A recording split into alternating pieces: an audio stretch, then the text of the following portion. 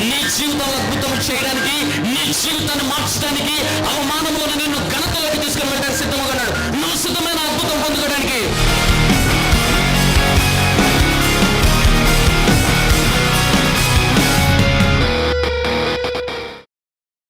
అపోస్తలుల కార్యము 3వ అధ్యాయము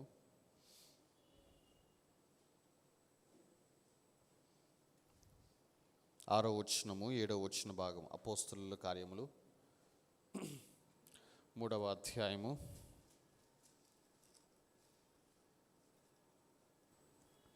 6వ వచనము 7వ వచనము చదువుతారా? అంతటా పేతురు వెండి బంగారములు నా యొద్ద లేవు, వెండి బంగారము నా యొద్ద లేవు, కానీ నాకు కలిగినదే నీకు ఇచ్చుచున్నాను, నాకు కలిగినదే మీకు ఇచ్చుచున్నాను. నజరేయుడైన యేసుక్రీస్తు నామమున, నజరేయుడైన యేసుక్రీస్తు నామమున నడువమని చెప్పాడు. చాలండి. ఒకానొక దినమున పేతురు యోహాను దేవాలయంలోనికి వెళుతున్నప్పుడు ఆ దేవాలయము బయట ఒక భిక్షగాడు భిక్షం అడుగుతూ ఉన్నాడు. అయితే వాడు అందరినీ చూచినట్లుగా పేతురు యోహాను వైపు చూస్తుంటే పేతురు యోహాను చెప్పిన మాట, వెండి బంగారము ఏంటంట నా యొద్ద లేవు, కానీ నాకు ఉన్నదే ఏంటంట. మాట చదువుతారా? నాకు కలిగినదే నీకు ఇచ్చుచున్నాను, నాకు కలిగినదే నీకు ఇచ్చుచున్నాను. ఏమి కలిగి ఉన్నారు పేతురు యోహానులు? అభిషేకము కలిగి ఉన్నారు. ఆమేన్, హల్లెలూయా. What they have and what they have given, వాళ్ళు కలిగి ఉన్నది ఆ దినమున ఆ భిక్షగాడికి ఇచ్చింది ఏంటో తెలుసా? వారి పైనున్న అభిషేకము. అంటే అభిషేకము వేరే వారికి ట్రాన్స్ఫర్ చేయొచ్చు, అభిషేకము వేరే వారికి అనుగ్రహించవచ్చు. అర్థమవుతుందా మీకు ఆ మాట?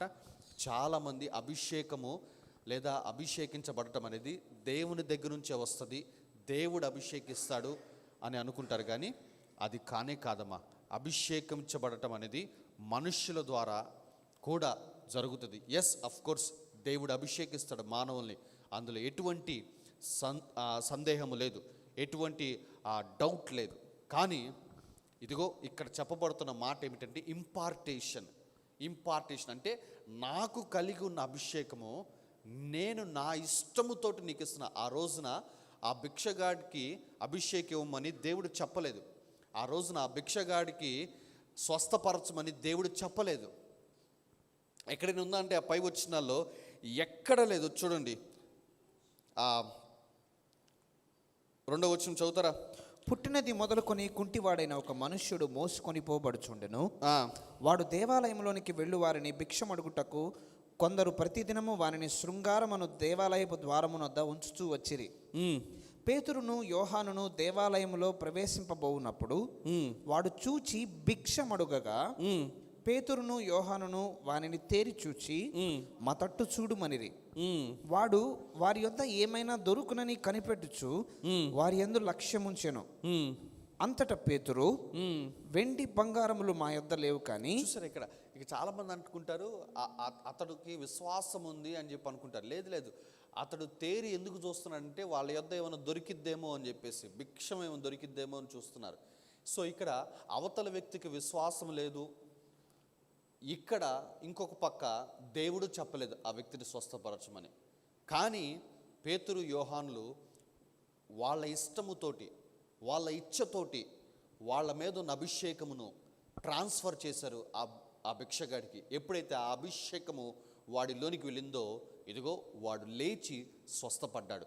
ఇన్ ద సేమ్ వే ఈ దినమున మీ మీదకి నేను నా ఇచ్చతోటి అభిషేకమును విడుదల చేస్తున్నాను. మీరు మీ జీవితంలో దేవుని కార్యాలు పొందుకోబోతున్నారు. హల్లెలూయా, హల్లెలూయా, హల్లెలూయా. బట్ నేను మీకు కొంత జ్ఞానాన్ని ఇస్తానమ్మా. ఈ అభిషేక తైలం అనేది మీ జీవితంలో పని చేయాలి, పని చేస్తూ ఉండాలి. ఎందుకంటే నా ఉద్దేశం ఏంటంటే ఈ సంవత్సరం అంతా ఈ యొక్క తైలము కింద మీరు కప్పబడి ఉండాలని నా ప్రణాళిక. అర్థమవుతుందా? సో త్రూఅవుట్ ద ఇయర్ ఈ తైలము నీ జీవితంలో పనిచేస్తూ ఉండాలి, ఆగిపోకూడదు. ఎస్, తైలం ఆగిపోతుంది పని చేయటము. ఆ రోజున ఆ ప్రవక్త భార్య వచ్చి ఏలియా యొక్క పాదాల దగ్గర పడి, ఇదిగో మా ఆయన ఎంత బాగా పరిచయం చేశాడు నీకు తెలుసు కదా, ఇప్పుడు అప్పుల వాళ్ళు వచ్చేసేసి నా 2 బిడ్డల్ని తీసుకుని వెళ్ళిపోతారు అని చెప్తే, నీ ఇంట్లో ఏమి ఉందంటే ఆమె తైలపు బుడ్డి మాత్రమే ఉందంటే వెళ్ళి పాత్రలు తీసుకొని రా అన్నాడు. పాత్రలన్నీ తీసుకుని వచ్చింది. ఆ పాత్రలన్నీ నింపబడటం అయిపోయిన తర్వాత తైలము దానంతటికి అదే ఆగిపోయింది. సో తైలము ఆగిపోతుంది, తైలము పని చేయటం కూడా ఆగిపోతుంది. తైలం ఆగిపోయిందంటే తైలము పని చేయటం కూడా ఆగిపోతుంది. సో ఈ తైలము ఆగిపోకూడదు, పని చేయటం ఆగిపోకూడదు మన జీవితాల్లో అంటే మనం ఏమి కలిగి ఉండాలనేది కొంత జ్ఞానాన్ని నేను మీకు అనుగ్రహిస్తాను. దేవుడు నాకు బయలుపరిచిన సత్యాలు, దేవుడు నాకు బయలుపరిచిన ప్రత్యక్షతలు నేను మీకు అనుగ్రహిస్తాను. సిద్ధమేనా? మరలా మన రూతు గ్రంథంకి వెళ్ళిపోదాం. రూతు గ్రంథం నేను మీకు గతంలో చెప్పాను, చాలా చాలా బ్యూటిఫుల్ బుక్ అది మాత్రం. ఎందుకంటే ఆ రూతు గ్రంథాన్ని నేను 4 అధ్యాయాలు ఉంటాయి. ఆ 4 అధ్యాయాలకి 4 పేర్లు నేను పెట్టగలను. మొదటి అధ్యాయము కోలిపోవుట, 2వ అధ్యాయము కటాక్షము, 3వ అధ్యాయము అభిషేకము, 4వ అధ్యాయము ఎంపిక చేయబడుట. ఇలా 4 అధ్యాయాలకి 4 పేర్లు నేను పెడతాను. అయితే ఈ 3వ అధ్యాయంలోకి వెళ్ళిపోదాం. రూతు గ్రంథము 3వ అధ్యాయంలోకి వెళ్ళిపోదాము. సో అభిషేకించబడిన తైలము మన జీవితంలో పనిచేస్తూ ఉండాలి. అది మన జీవితంలో ఆగిపోకూడదు. లేదా ఇంకొక మాటలో చెప్పాలంటే అభిషేకాన్ని ఎట్లా పొందుకోవాలనే దానికి కూడా ఇదే ఆన్సరు, అన్నిటికీ ఇదే జవాబమ్మా. రూతు గ్రంథము 3వ అధ్యాయము 5వ వచనం నుంచి చదవమ్మా. 5వ వచనం నుంచి 15వ వచన భాగం వరకు చదువుదాం అందరం. Ready, 1 2 3 start. ఆమె నీవు సెలవిచ్చినదంతయు చేసేదనని చెప్పి ఆ కళ్ళమునొద్దకు పోయి తన అత్త ఆజ్ఞాపించినదంతయు చేసెను. బోయజు మనస్సును సంతోషించినట్లు అన్నపానములు పుచ్చుకొని లోపలికి పోయి ధాన్యపు కుప్ప యొద్ద పండుకొనినప్పుడు ఆమె మెల్లగా పోయి అతని కాళ్ళ మీదనున్న బట్ట తీసి పండుకొనెను. మధ్యరాత్రి యందు అతడు ఉలికిపడి తిరిగి చూచినప్పుడు ఒక స్త్రీ అతని కాళ్ళ యొద్ద పండుకొని ఉండెను. అతడు నీవెవరవని అడుగగా ఆమె, నేను రూతు అను నీ దాసురాలిని. నీవు నాకు సమీప బంధువుడవు కనుక నీ దాసురాలి మీద నీ కొంగు కప్పుమనగా. చూసారా, నీ దాసురాలి మీద నీ కొంగు. ఇక్కడ కొంగు అంటే మనం ఎట్లా తీసుకుందామంటే దుప్పటి, అభిషేకింపబడిన దుప్పటి లేదా ఒక మ్యాంటిల్. అభిషేకము ట్రాన్స్ఫర్ అవ్వటానికి దేవుడు వాడుకునే ఒక పరికరము. ఇన్ ద సేమ్ వే ఈ రోజున అభిషేకము ట్రాన్స్ఫర్ అవ్వటానికి దేవుడు వాడుకుంటుంది ఏంటి? తైలము వాడుకుంటున్నాడు. ఆ రోజున ఇదిగో బోయాజు తన మీద ఉన్న అభిషేకము, తన మీద ఉన్న దీవెన ఇదిగో రూతు మీదకి మళ్ళించాలి అంటే రూతు అడుగుతుంది ఏంది? నీ కొంగు నా మీద కప్పుమనగా. ఎట్లాగుంది? ఎలీషా కనుక ఏలియా వద్దకు వెళ్ళిపోయి అడుగుతాడు, చూసావా, నీ మీద ఉన్న ఆత్మలో నాకు 2 పాళ్ళు అనుగ్రహించు అంటే ఆ రోజున ఏలియా మీద ఉన్న దుప్పటి ఎలీషా మీద పడింది చూసారా. ఇది కూడా అట్లానే తీసుకోవాలి. చాలామంది దీంట్లో ఉన్న అర్థము, గూఢమైన అర్థము గ్రహించక దీన్ని వివిధ రకాలుగా వ్యాఖ్యానము చేస్తూ ఉంటారు. అయితే నా మట్టుకు ఇది నా వ్యాఖ్యానం. రూతు గ్రంథం 3వ అధ్యాయంలో అభిషేకము ఒక వ్యక్తి ఎట్లా పొందుకుంటాడు అనే దానికి నిర్వచనముగా ఉంటుంది. అర్థమవుతుందా మీకు ఆ మాట? ఇక్కడ చూసుకోండి, రూతు స్థానంలో నీవు ఉన్నావు, బోయాజు స్థానంలో దేవుడు ఉన్నాడు. ఒక్కసారి అలా ఊహించుకుందాము.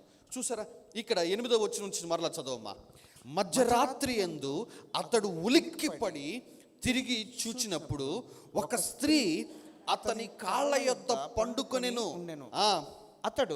అతడు నీవెవరవని అడుగగా, నీవు ఎవడివి అని అడగగా ఆమె నేను రూతు అను నీ దాసురాలిని.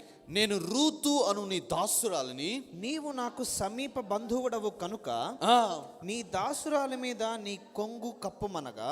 నీవు నాకు సమీప బంధువుడవు కనుక నీ దాసురాలి మీద నీ కొంగు కప్పు, నీ బట్ట నా మీద వేయి అని చెప్పేసి అడుగుతుంది. సో ఇక్కడ చాలా జాగ్రత్తగా మనం గమనించాలమ్మా. అభిషేకము పొందుకుంటున్న ఒక వ్యక్తికి అభిషేకము కొరకు వాంఛగలిగిన ఒక వ్యక్తికి, అభిషేకము వాడి జీవితంలో క్రియారూపకములోనికి రావాలి అని ఆశపడుతున్న ఒక వ్యక్తికి మొట్టమొదటిగా ఉండవలసిన లక్షణం ఏమిటో తెలుసా? అతని యొక్క వైఖరి, ఇదిగో ఇక్కడ రూతు వైఖరి లాగా ఉండాలి. ఇక్కడ ఈమెం చెప్పింది?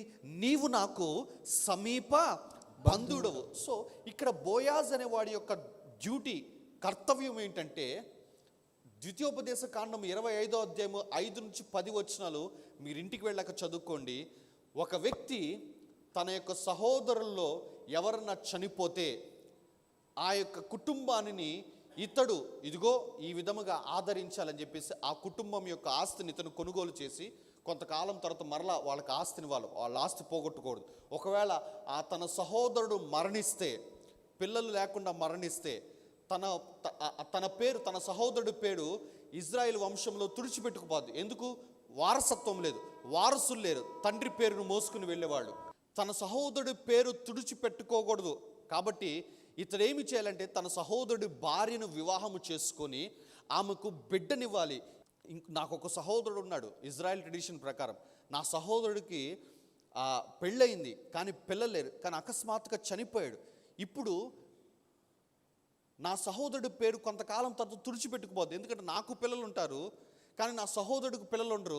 ఆ స్త్రీ వేరెవరినో పెళ్లి చేసుకుంటుంది కానీ అతనికి వారసత్వం లేకుండా పోతుంది. కానీ అట్లా జరగటము దేవుని ఉద్దేశము కాదు. కాబట్టి ఇట్ ఈస్ జస్ట్ ఒక సరోగసి లాంటిది, ఒక బిడ్డనివ్వటం అంతే. ఆమెను వివాహం చేసుకుని ఆమెకు పుట్టిన మొట్టమొదటి బిడ్డ ఎవరైతే ఉంటారో ఆ బిడ్డ పేరు తండ్రి పేరు పెట్టాలి. చనిపోయిన వ్యక్తి పేరు పెట్టి ఇతడు అతనికి పుట్టినవాడు, ఇతడు అతని అంశము అని చెప్పుకొని ముందుకు తీసుకుని వెళ్ళాలి. That is how God's plan. ఇప్పుడు ఈ స్త్రీ వెళ్ళిపోయి వేరే ఇంటోని పెళ్లి చేసుకుంటే అది చూడటానికి బాగాదు అంతగా. ఎందుకంటే చనిపోయిన వాడి యొక్క అంశ రావాలి అంటే, చనిపోయిన వాడి యొక్క రక్తము ఇవన్నీ అంటే అదే వంశంలో పుట్టినవాడి వివాహం చేసుకోవాలి. మీకు అర్థమవుతుంది అనుకుంటా నేను చెప్తున్నది. So this is how. కానీ చాలామందికి ఏంటంటే అన్య మతస్థులకి ఆ సహోదరుల యొక్క భార్యలను వివాహం చేసుకోవటం ఏంటి, ఇది అసలు ఎంత చండాలమైన ఆచారం క్రైస్తవ్యంలో అంటే, ఇది చండాలమైన ఆచారం కాదు. ఇజ్రాయిల్లో ఏ ఒక్క పురుషుడి యొక్క పేరు తుడిచిపెట్టుకోకపోకూడదు. ప్రతి వాడికి వాడి పేరు రికార్డ్ అయి ఉండాలని చెప్పేసి దేవుని యొక్క ఆలోచన నుంచి వచ్చిన ఇది అర్థమవుతుందా? అయితే ఇక్కడ ఈ బోయాజ్ అనేవాడు కూడా ఎలీమెలకు యొక్క సహోదరుడు. ఈ బోయాజు కూడా రూతుకు సహోదరుడు. సో ఇప్పుడు రూతు వెళ్ళిపోయి, నువ్వు నాకు సమీప బంధువుడి, మా ఆయనకి పిల్లలు లేరు, మా ఆయన చనిపోయాడు, కాబట్టి నువ్వు ఖచ్చితంగా నన్ను పెళ్లి చేసుకొని నాకు ఒక బిడ్డనిచ్చి మా ఆయన పేరు నిలబెట్టు, అలాగే మాకున్న ఆస్తిని నువ్వు కొనుగోలు చేసి 50 సంవత్సరాల తర్వాత సునాద కాలం వచ్చిన తర్వాత మరలా ఆస్తిని మాకు అప్పగించని ఊరి పెద్దలందరినీ పిలిచేసేసి ఇదిగో పెట్టొచ్చు. ఇక్కడ ఒకసారి మీకు ఇంకా వివరంగా చెప్పాలంటే ద్వితీయోపదేశ కాండం వెళ్ళిపోండి, 25వ అధ్యాయంకి వెళ్ళిపోండి, మీకు అర్థమవుతుంది. ద్వితీయోపదేశ కాండము 25వ అధ్యాయం 5వ వచనం నుంచి 10వ వచనం వరకు చదువు. సహోదరులు కూడి నివసించుచుండగా వారిలో ఒకడు సంతానము లేక చనిపోయిన ఎడల చనిపోయిన వాని భార్య అన్యుని పెండ్లు చేసుకొనకూడదు. చనిపోయిన వాడి భార్య ఎందుకు వేరే వాడిని చేసుకోకూడదు? ఎందుకంటే ఆ ఇంటి పేరు వస్తుంది. ఆమె పెనిమిటి సహోదరుడు ఆమె ఎద్దుకు పోయి ఆమెను పెండ్లి చేసుకుని తన సహోదరునికి మారుగా ఆమె ఎడల భర్త ధర్మము జరపవలెను. చనిపోయిన సహోదరుని పేరు ఇజ్రాయేలీలలో నుండి తుడిచి వేయబడకుండానట్లు ఆమె కను జ్యేష్ఠ కుమారుడు చనిపోయిన సహోదరునికి వారసుడుగా ఉండవలెను. అర్థమవుతుందో మీకు? చూసారా, ఇది అర్థం చేసుకోరు జనాలు. చదువుమా. అతడు తన సహోదరుని భార్యను పరిగ్రహింపనొల్లని ఎడల, ఒకవేళ అతనికి ఇష్టం లేకపోతే వాని సహోదరుని భార్య పట్టణపు గవినికి అనగా పెద్దల యొద్దకు పోయి, నా పెనిమిటి సహోదరుడు ఇజ్రాయేలీలలో తన సహోదరునికి పేరు స్థాపింపనని చెప్పి దేవర ధర్మము చేయనొల్లడని తెలుపుకొనవలెను. అప్పుడు అతని ఊరి పెద్దలు అతని పిలిపించి అతనితో మాట్లాడిన తరువాత అతడు నిలువబడి, ఆమెను పరిగ్రహించుటకు నాకిష్టము లేదనిన ఎడల అతని సహోదరుని భార్య ఆ పెద్దలు చూచుచుండగా అతని దాపున పోయి అతని కాలి నుండి చెప్పు ఊడదీసి అతని ముఖము ఎదుట ఉమ్మివేసి తన సహోదరుని ఇల్లు నిలుపని మనుష్యునికి ఇలాగు చేయబడునని చెప్పవలెను. చూసారా, అర్థమవుతుంది మీకు ఆ విషయాలన్నీ? ఊరు పెద్దలను పిలవాలి. ఊరు పెద్దలను పిలిచి, ఇదిగో ఇతడు సహోదరుడి యొక్క ధర్మము జరపటం లేదు అని చెప్పేసి ఊరు పెద్దలు పిలిచి అడిగే విధానం ఒకటి ఉన్నది. కానీ రూతు ఊరు పెద్దల దగ్గరికి వెళ్ళలేదు, ఎవరి వద్దకు వెళ్ళలేదు. కానీ ఆ యొక్క బోయాజు నిద్రపోతున్నప్పుడు ఆ బోయాజు కాళ్ళ దగ్గర కూర్చొని కనిపెట్టుకుని చూస్తుంది. సో అభిషేకము పొందుకోవాలి, అభిషేకంలో వాడబడాలి, అభిషేకం వారి జీవితంలో పనిచేస్తూ ఉండాలి అంటే మొట్టమొదటి విషయం అమ్మ, నీ వైఖరి ఇదిగో ఎంత హంబుల్గా ఉంటే అంత అభిషేకం నీ జీవితంలో పనిచేస్తుంది. హంబుల్నెస్ లేకుండా, తగ్గింపుతనము లేకుండా నీవు అభిషేకంలో కొనసాగింపబడాలి అనుకుంటే అది వ్యర్థమేమ్మా. నా మాటలు అర్థమవుతున్నాయి మీకు? ఈమె ఊరి పెద్దలు తీసుకొని రావచ్చు. ఒకనొక దినమున బోయాజు పొలంలో ఉన్నప్పుడు ఆ ఊరి పెద్దలందరినీ పోగు చేసుకుని వచ్చేసేసి, అయ్యా ఇంగో ఈమె నీ యొక్క బంధువురాలు, ఇదిగో ఈమె భర్త పిల్లలు లేకుండా చనిపోయారు కాబట్టి ఈమె నువ్వు వివాహము చేసుకొని ఇదిగో తన భర్త యొక్క పేరు నిలిపి ఉంచు, ఆ భర్త యొక్క పేరు పోకుండా చూడు అని చెప్పేసేసి ఒక పెద్దల మధ్య తీసుకొని అదొక హక్కుగా ఆమె మాట్లాడచ్చు. ఎస్, నిజంగా మాట్లాడితే రూత్ యొక్క హక్కు అది. తన హక్కు అయినప్పటికీ కూడా తను హక్కుగా వచ్చి అడగటం లేదు, డిమాండింగ్గా వచ్చి అడగటం లేదు. ఎట్లా వచ్చి అడుగుతుంది? పాదాల దగ్గర కూర్చుంది. పాదాల దగ్గర కూర్చొని ఆ యొక్క బోయాజు లేచేంత వరకు ఒక్క మాట కూడా మాట్లాడకుండా ఆ పాదాల దగ్గర కూర్చొని కనిపెడుతుంది. సంఘానికి అభిషేకము కొరకు ఆశపడటము వచ్చింది, కానీ అభిషేకము కొరకు కనిపెట్టుకోవటం సంఘానికి రాలేదమ్మా ఈ రోజున. అర్థమవుతుందా మీకు ఆ మాట? కానీ ఈ రాత్రి కాల సమయంలో ఇక్కడున్న మీ అందరికి నేను చెప్తున్నానమ్మా, మరికొద్ది నిమిషాల తైలము నీ మీదకు వస్తుంది. ఆ తైలము నీ జీవితంలో పని చేయాలి అంటే, ఆ తైలము నీ జీవితంలో దేవుని కార్యాలు జరిగించాలంటే నీకు రూతు వైఖరి ఉండాలి. నేను విశ్వాసిని, నేను రక్షించబడ్డాను, నేను ఇమాన్యుయల్ పృథ్వీరాజ్ పాస్టర్ కింద ఉంటున్నాను కదా, నాకెందుకు పని చేయదు అభిషేకము, నా మీదకి ఎందుకు రాదు దేవుని కృప, నేను ఆయన సన్ని కదా, లేదా నేను ఆయన డాటర్ని కదా, నేను ఆయన కుమారుని కుమార్తెను కదా అని ఇదిగో డిమాండింగ్ మెంటాలిటీ అనేది లేకుండా, ఇదిగో నిన్ను నువ్వు తగ్గించుకుంటూ నీ తగ్గింపు స్వభావాన్ని కలిగి ఈ రాత్రి ఆ తైలము నీ మీదకు రాణిస్తే నేను చెప్తున్నానమ్మా, నీ జీవితంలో దేవుని కార్యాలు జరుగుతాయి. హల్లెలూయా.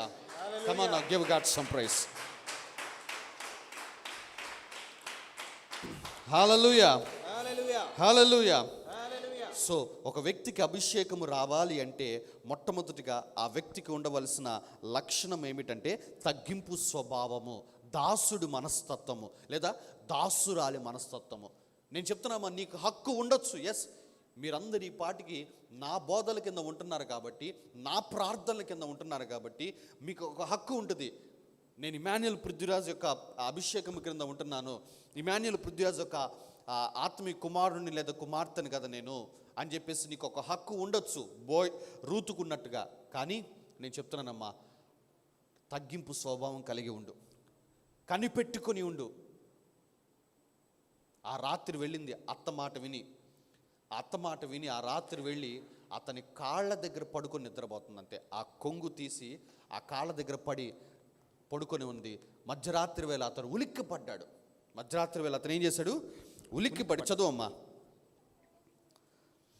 9వ వచనము. నీవెవరవని అడగగా ఆమె, నేను రూతు అను నీ దాసురాల్ని, నీవు నాకు సమీప బంధువుడవు కనుక నీ దాసురాలి మీద నీ కొంగు కప్పు అంటుంది. నీ దాసురాలి మీద నీ కొంగు కప్పు అంటుంది. అప్పుడు తెలియపరుస్తుంది, నీవు నాకు సమీప బంధువుడవు, నీ దాసురాలి మీద నాకు కొంగు కప్పు అని చెప్పేసి. సమీప బంధువుడు కదా, తట్టి లేపొచ్చు, పెద్దల్ని పురమాయించి లేపొచ్చు, పెద్దల మధ్య ఒక మీటింగ్ పెట్టచ్చు, బట్ ఇవేమీ చేయలేదు. తన మీదకి దీవెన రావటం కోసము ఆమె అనుసరిస్తున్న మార్గం ఏమిటంటే తగ్గింపు మార్గము. అభిషేకము కావాలి అనుకున్న ప్రతి ఒక్కరికి ఉండవలసిన మొట్టమొదటి లక్షణం ఏమిటంటే తగ్గింపు స్వభావము. ఇది లేకుండా నువ్వు అభిషేకింపబడదావు అనుకుంటే, లేదా ఇది లేకుండా నీ మీదకి నేను కిలో నూనె పోసినా, నేను చెప్తున్నానమ్మా, నీ జీవితంలో దేవుని కార్యాలు జరగడం నువ్వు చూడవు. అర్థమవుతున్నాయి మీకు నా మాటలు? సో నెంబర్ 1 థింగ్, నీకు ఉండవలసింది ఏంటి? తగ్గింపు స్వభావం లేదా దాసుడి మనస్తత్వము, దాసురాలి మనస్తత్వము. 2వ విషయము 10వ వచనం చదవమ్మా. అతడు నా కుమారి యెహోవా చేత నీవు దీవెన నొందిన దానవు. చూసారా, యెహోవా చేత నీవు దీవెన నొందిన దానవు. రెండో విషయం అమ్మ, నీ మీదకి తైలము రావాలంటే మొదట నీ మీద దేవుని దీవెన ఉండాల్సిందే. మీకు అర్థమవుతుంది ఈ మాటలు? నీ మీదకు తైలము రావాలి అంటే మొదట నీవు దేవుని దీవెన కలిగి ఉండాల్సిందే. ఎప్పుడైతే రూతు వచ్చేసి నీవు నాకు సమీప బంధుడవు, నీ కొంగు నా మీద కప్పు అంటే ఆయన చెబుతున్న మాట ఏమిటంటే, నా కుమారి నీవు యెహోవా దీవెన పొందిన దానవు. అంటే బోయాజు ఆమెలో ఏమి చూస్తున్నాడు? దీవెన ఉన్నదా, దీవెన లేనిదా అని చెప్పేసి. వాస్తవానికి ఏమో మోయాబు స్త్రీ, శాపాన్ని పొందుకున్న ఆమె, శపితమైన జనాంగంలో పుట్టిన ఆమె. అటువంటి ఆమె తన యొక్క తగ్గింపు స్వభావంతో 2వ అధ్యాయంలో ఏం చేసుకుందో తెలుసా? కేవలం పొలంలో పనిచేసే ఆ పనిని పొందుకోలేదు, కానీ తన మీద ఉన్న శాపాన్ని కొట్టివేసుకుని తన మీద దీవెన వచ్చేటట్టుగా ఆ దీవెనను మార్చుకుంది. హల్లెలూయా. చూసారా, రూతుకున్న లక్షణము చూడండి, తన మీద ఉన్న శాపాన్ని ఆశీర్వాదకరముగా మార్చింది. 3వ అధ్యాయంలో బోయాజు చెప్తున్నాడు, యెహోవా చేత నీవు దీవెన నొందిన దానవు. ఎలా మారింది తన మీద ఉన్న శాపం దీవెన కంటే? గత 2 వారాలుగా మీకు బోధిస్తానే ఉన్నాను 2వ అధ్యాయం అంతా నేను. సో అభిషేకము నీ మీదకి రావాలి అంటే, తైలము నీ మీద కుమ్మరింపబడాలి అంటే నీకు ఉండవలసిన 2వ లక్షణం ఏమిటంటే దీవెన కలిగి ఉండాలి. నేను బలంగా నమ్ముతున్నానమ్మా, మీలో ప్రతి ఒక్కరూ దేవుని దీవెన కలిగి ఉన్నారని నమ్ముతున్నాను నేనైతే. ఎందుకంటే దేవుడు నీతో మాట్లాడుతున్నాడు ప్రతి ఆదివారం, దేవుడు నీతో మాట్లాడుతున్నాడు ప్రతి శుక్రవారం. దేవుడు నీతో మాట్లాడుతున్నాడంటే నా అర్థం ఏమిటంటే నువ్వు దీవెన పొందుకున్నట్టే లెక్క. దీవెన లేని వాడికి దేవుని స్వరము మరుగై ఉంటుంది. సో నెంబర్ 2, ఆ వ్యక్తికి దీవెన కలిగి ఉండాలి. ఆ తర్వాత కంటిన్యూ చేయమ్మా. కొద్దివారినే కానీ గొప్పవారినే కానీ యవనస్తులను నీవు వెంబడింపక ఉండుట వలన నీ మునుపటి సత్ప్రవర్తన కంటే వెనుకటి సత్ప్రవర్తన మరీ ఎక్కువైనది. చూసారా, మొదటిగా ఇగో యజమానుడు ఆమె మీద ఉన్న దీవెనను గుర్తించాడు. రెండవది యజమానుడు ఏమంటున్నాడు? ఆమె ప్రవర్తన చూస్తున్నాడు. దేవుని అభిషేకం నీ మీదకి రావాలంటే దేవుడు కూడా ఇలాగే చూస్తాడమ్మా. అర్థమవుతున్నాయి మీకు నా మాటలు? కొద్దివారేనేమి, చదవమ్మా మాట మరొకసారి. కొద్దివారినే కానీ గొప్పవారినే కానీ యవనస్తులను నీవు వెంబడింపక ఉండుట వలన నీ మునుపటి సత్ప్రవర్తన కంటే. చూసారా, రూతు చేసిన 3వ పని ఏమిటంటే, కొద్దివారైతేనేమి గొప్పవారైతేనేమి ఎవరిని పడితే వారిని వెంబడించకుండా నమ్మకముగా బోయాజు పొలంలోనే ఉన్నది. She remained faithfully in the field of Boaz. బోయాజు కలిగి ఉన్న పొలములోనే నమ్మకముగా ఉన్నది. కొద్దివారైతేనేమి గొప్పవారైతేనేమి ఎవరు వెంబడి పడితే వాళ్ళు వెంబడి వెళ్ళలేదు ఈమె. ఈ రోజున చాలామంది క్రైస్తవ్యంలో ఈ యొక్క సూత్రము మర్చిపోతున్నారు. ఆ సేవకుడు ఈ సేవకుడు, ఆదివారం ఆయన దగ్గర, సోమవారం ఈయన దగ్గర, మంగళవారం ఈయన దగ్గర. బైబిల్ గ్రంథంలో ఒక ఆత్మీయ తండ్రి ఉంటాడమ్మా, ఒక ఆత్మీయ గృహం ఉంటుంది. ఆత్మీయ గృహాలు ఉండవు. నాకు తెలిసినంత వరకు ఆత్మీయ తండ్రులు ఉండరు నాకు తెలిసినంత వరకు. అర్థమవుతున్నాయి మీకు నా మాటలు? ఆ ఊరిలో బోయాజు లాంటి వారు ఇంకా అనేక మంది ఉన్నారు. బోయాజు కన్నా తక్కువ వాళ్ళు ఉన్నారు, పొలాలు కలిగిన వాళ్ళు. బోయాజు కంటే ఆస్తిపరులు గొప్పవాళ్ళు ఉన్నారు, పొలాలు కలిగిన వారు. వారు ఏ పొలంలోనికి వెళ్ళలేదు పని కోసము, వారు ఏ పొలంలోనికి వెళ్ళలేదు ఆహారం ఏరుకోవటం కోసము. బోయాజు పొలంలోనే కనిపెట్టుకొని ఉన్నది. ఎందుకంటే బోయాజు ఆమెకు ఖచ్చితంగా ఆజ్ఞ ఇచ్చాడు. రూతు గ్రంథం 2వ అధ్యాయం 8వ వచనం చదవం ఒకసారి. అప్పుడు బోయాజు రూతుతోటి, నా కుమారి నా మాట విను, వేరొక పొలములో ఏరుకొనుటకు పోవద్దు, వేరొక పొలములోనికి ఏరుకోవటానికి పోవద్దు, దీనిని విడిచి పోవద్దు. చూసారా ఎంత స్పష్టంగా చెప్తున్నాడు చూడండి అక్కడ దేవుని ఆత్మ. ప్రతి ఒక్కరికి ఒక పొలం ఇస్తాడమ్మా. ఆ పొలంలోనే మనం నాటబడి ఉండాలా. మీ అందరికీ దేవుడు అనుగ్రహించిన పొలము ది రెస్టోరేషన్ సెంటర్ చర్చ్. ఈ పొలమును విడిచిపోకూడదు మనము. కొద్దివారు ఉన్నారు ఈ పట్టణంలో, గొప్పవారు ఉన్నారు ఈ పట్టణంలో, నాకంటే గనులైన వారు ఉన్నారు. నేను కొద్దివారు ఉండారని చెప్పి నేను అన్నాను. అందరూ నాకంటే పెద్దవాళ్లే, అందరూ నాకంటే గనులైన వారే.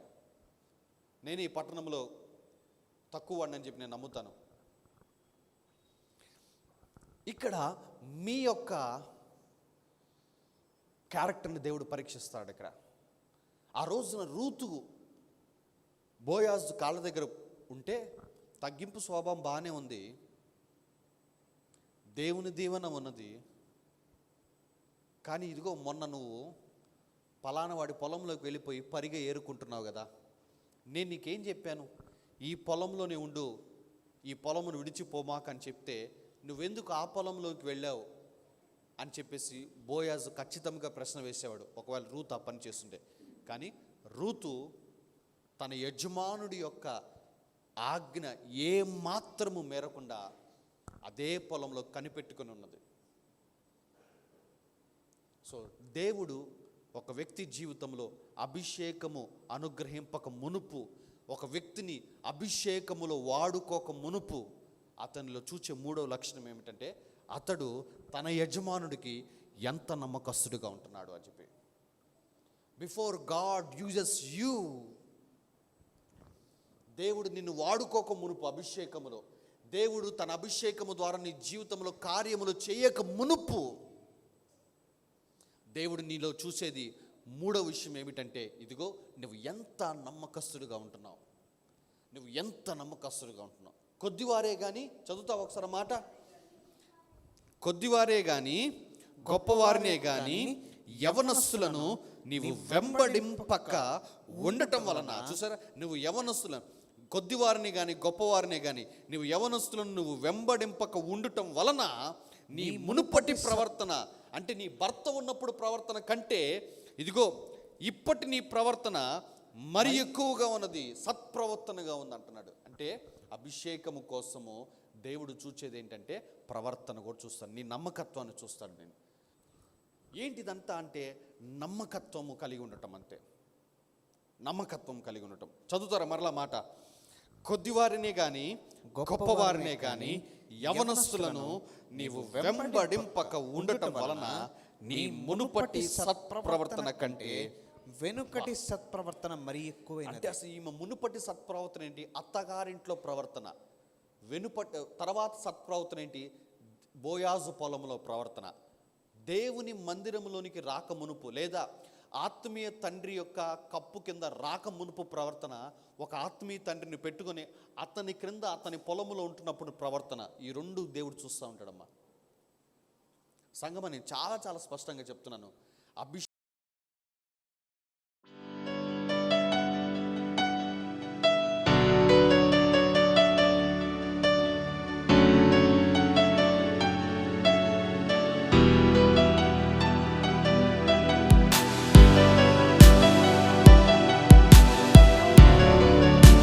మా ఆరాధన సమయమును ఉదయం 10 గంటలకు